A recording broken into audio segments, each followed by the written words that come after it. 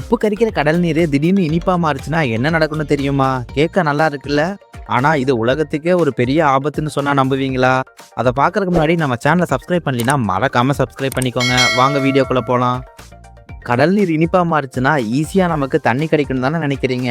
ஆனா கடல்ல இருக்க கோடிக்கணக்கான மீன்கள் மற்றும் கடல்வாழ் உயிரினங்கள் மொத்தமா அழிஞ்சு போயிடும். ஏன்னா அந்த உயிரினங்களோட உடலமைப்பு உப்பு நீர்ல வாழதான் வடிவமைக்கப்பட்டிருக்கு. நீர் இனிப்பானா ஓஸ்மோசிஸ் காரணமா மீன்களோட செதில்கள் வீங்கி வெடிச்சிடும். இதனால மீன்களோட இனமே அழிஞ்சு போயிடும்.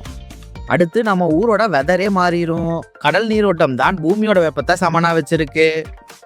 உப்புத்தன்மை இல்லாததுனால கடலோட நீரோட்டம் நின்றுடும். இதனால ஒரு பக்கம் பயங்கரமான பனிப்பொழிவும் இன்னொரு பக்கம் தாங்க முடியாத வெப்பமும் உருவாகி உலகம் அழிவை நோக்கி போகும்.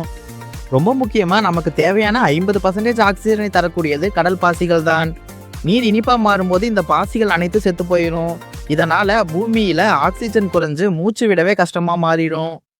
இந்த வீடியோக்கு 1000 லைக்ஸ் வந்துச்சுன்னா நிஜமாவே பூமி உருவாகும் காலத்துல கடல் நீர் இனிப்பா இருந்துச்சுன்னா இந்த உலகம் எப்படி இருக்கணுங்கிறத அடுத்த வீடியோல போடுறேன். இதை பத்தி தெரிஞ்சுக்கணும்னா இந்த வீடியோக்கு மறக்காம லைக் பண்ணிக்கோங்க.